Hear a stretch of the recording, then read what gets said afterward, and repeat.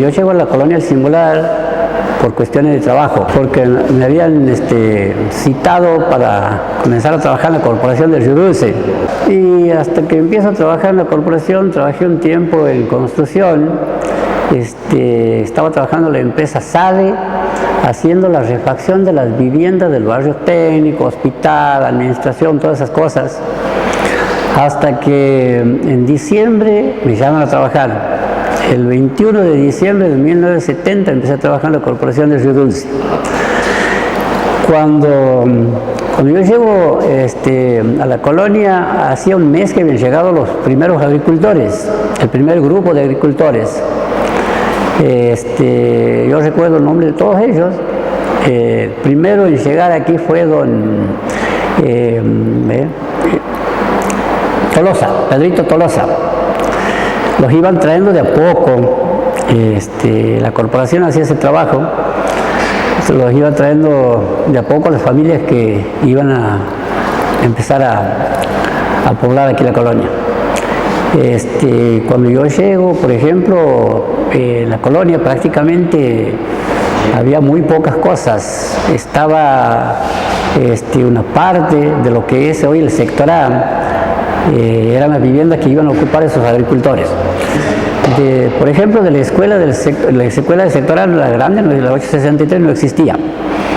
De la escuela para acá, para toda esta zona, no existía nada más. En parte, toda esta parte era monte.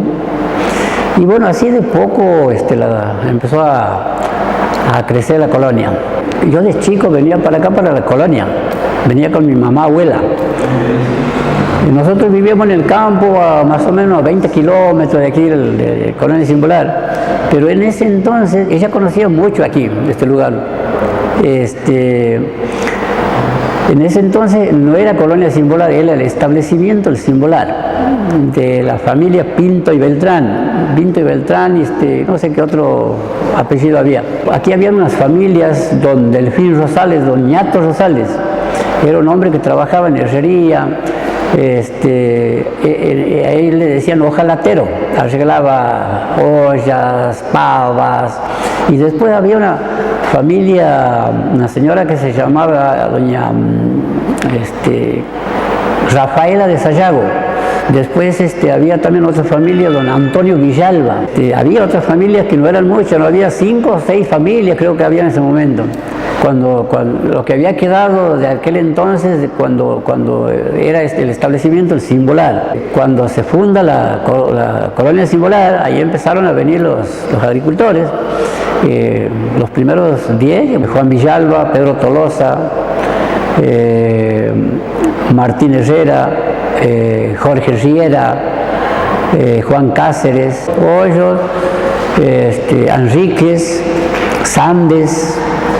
No sé si en cuántas estamos, pero ese era el grupo más o menos. A mí lo que me cuenta mi mamá abuela es que ella me hablaba ella conocía porque trabajaba aquí, ella, sirvienta. Y ella lo que me contaba que había una gente muy rica, que se trabajaba mucho en agricultura, hacían trigo, no sé qué otras cosas más, y que había mucho ganado aquí. Y me cuenta ella que también venía gente de afuera, porque había hasta pistas de aterrizaje, de aviación aquí. Dice que era una familia que era muy rica y bueno, se relacionaba mucho incluso venía gente de afuera. Eso es lo que me cuenta ella más o menos de esa época. Yo no le he preguntado mucho porque nunca me había imaginado que yo iba a venir aquí a este lugar. Ella seguramente, si yo le preguntaba, me iba a contar muchas cosas más. Después lo que me cuentan también es que en la época de Perón habían hecho una plantación de eucalipto aquí con la idea de hacer madera para papel. Aquí en la colonia, cuando yo he venido, había mucha plantación de eucalipto, mucho. Ahora no se ven unas cuantas plantas. Y bueno, después están, por ejemplo, las viviendas que hay ahora ahí en el barrio técnico, en el sector A. Está lo que es la policía, es el centro cívico. Después está el hospital, 21 viviendas que hay, dice que esas se habían construido para que habite la gente que trabaje en el proyecto este del gobierno, en la plantación de eucalipto. Después empezó la decadencia aquí del establecimiento. Parece que hubo un embargo así, parece que estaban un poco endeudados. Y yo creo que se hizo cargo el banco, no sé si el Banco Nación o el banco, debe ser el Banco Nación seguramente, de este lugar, que es el que después le transfiere todas estas cosas a la Corporación del Río Dulce, a la provincia. Yo no sé con exactitud en qué año comienza aquí el proyecto de Perón, pero lo que sí sé que, por ejemplo, en el año 52, 53, hasta que lo sacan, esto se estaba desarrollando. Me acuerdo, creo que en la década del 80, aquí se presentó como candidato a diputado nacional un señor Pinto. Dice que él era y fue diputado nacional, don Guillermo Pinto, sí, heredero de esa familia. Cuando yo empiezo a trabajar como cualquier peón común, hasta que instalan una radio, un equipo de transmisión para comunicarse con la Corporación del Río Dulce. Y me pasan ahí de ordenanza. Esa vez estaba el administrador, era el ingeniero Lavaize, Mario Lavaize, y el secretario de él, el primer administrador fue él, ¿no? El secretario era un muchacho de Fernández, Melano, Ricardo Melano. Y bueno, ahí me pusieron un tiempo y después, cuando vino el cambio de gobierno, me pasaron a la parte administrativa. En el 73. Primero me pusieron a hacer unos trabajos, censar la población, y bueno, el administrador estuvo conforme con eso y dice, bueno, mira, te vamos a probar aquí. Y bueno, a partir de ahí yo quedé en la parte administrativa, en distintas secciones, haciendo diferentes tareas. Y eso más o menos fue el comienzo de mi trabajo aquí en la colonia. Los hijos han crecido, han formado sus familias, han obtenido sus casitas y bueno, ellos ya viven aparte. Nosotros estamos los dos viejos aquí. La colonia es un pueblo nuevo que ha crecido muchísimo en poco tiempo. Pero bueno, lamentablemente la gente de aquí de la colonia, los hombres de la colonia van mucho para afuera a trabajar, por ejemplo, porque aquí no hay mucha fuente de trabajo en la colonia. Aparte el clima de aquí de la colonia no ayuda mucho, por ejemplo, a la gente que trabaja en el campo. Gente que se va a Mendoza, Bahía Blanca, Córdoba. Y lo que se gana tampoco en la colonia no se compara con lo que ellos ganan afuera. Entonces se van muchos hombres, algunos van con familia, y bueno, yo sé que ha habido mejores momentos, por ejemplo, aquí en la colonia, pero bueno, uno tiene que tener también esperanza, fe de que seguramente en algún momento va a mejorar.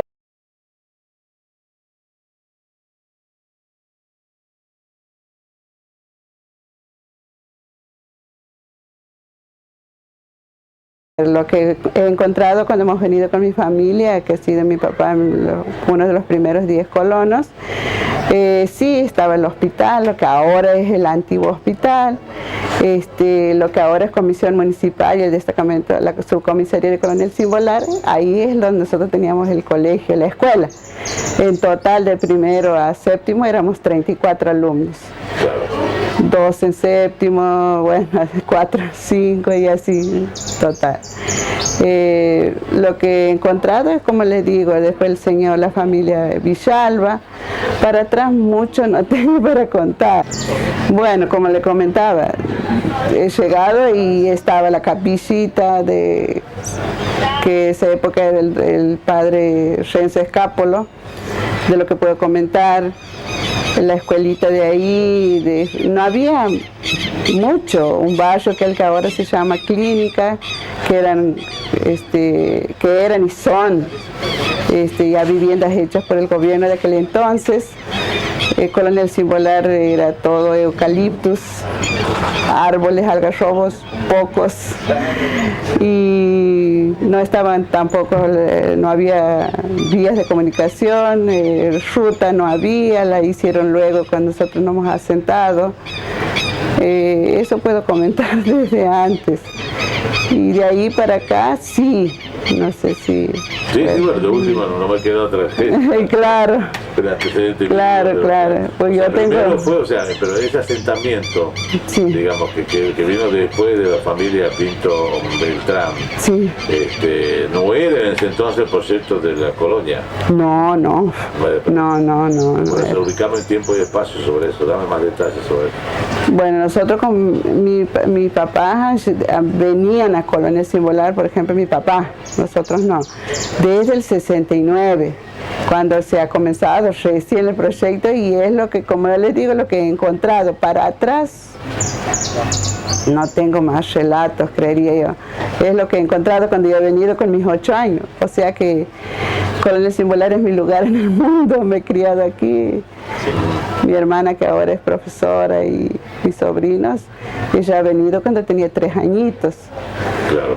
Después somos las dos, digamos, que vivimos de 5 hermanos, los demás fallecieron, ya los mayores. Y bueno, Colonia Sin Volar para nosotros era un resurgir, porque veníamos de lugares de Carapugio, de departamento Banda. Papá ahí trabajaba como jornalero y además teníamos 5 hectáreas de tierra. A encontrarnos en Colonia Sin Volar con 25 hectáreas de maíz sembradas, una tierra fértil que lo que ponías se cosechaba. Era todo nuevo para nosotros, ¿sí? Todo nuevo. Una vivienda instalada, luz, agua, la escuela. Sábado y domingo quedábamos las 10 familias, una enfermera, el doctor, que era el doctor Villafañez, esa vez el primer médico en Colonia Sin Volar. Y nadie más, y un policía. ¿Y por qué? La gente, el señor que atendía el grupo electrógeno, porque tampoco teníamos luz eléctrica corriente, digamos, era un motor que se encendía a las 6 de la mañana hasta las 12 de la noche. Es que esa era más o menos mi vida, mi infancia. La señora Clarita Ponceilao de Lledó, que ella era la que nos visitaba diariamente a las familias, enseñándonos cosas, porque haciendo sociales las fiestas de Día de la Madre, Día del Niño. Conocí ahí a lo mejor para mí los primeros juguetes, un árbol de Navidad gigante. Encontrarnos ahí, no éramos muchos chicos, éramos poquitos, 3 o 4, y juntarnos las familias en una sola mesa, que generalmente era Navidad. Y ella era lo que hacía eso, asistente social. Siempre hemos tenido ese apoyo a nosotros, para todo, como le decía un principio, enseñándonos muchas cosas, porque yo todo eso he mamado, digamos, desde muy chica. Mi mamá y mi papá siempre han participado, papá siempre ha estado en las cooperativas, por ejemplo, organizado ahí, que también se recibía ese apoyo, esa enseñanza desde el Estado. Siempre he estado en los clubes de fútbol, mi mamá en las cooperadoras del colegio, de la escuela, digamos. Y bueno, y la iniciativa de ellos era eso. Papá me mandaba todos los sábados a la iglesia, vaya, aprenda a rezar, a cantar algo. Y bueno, he terminado siendo más de 40 años catequista. Tengo 62 años, pero mi vida es esto, Colonia Sin Volar, mi lugar en el mundo. Así.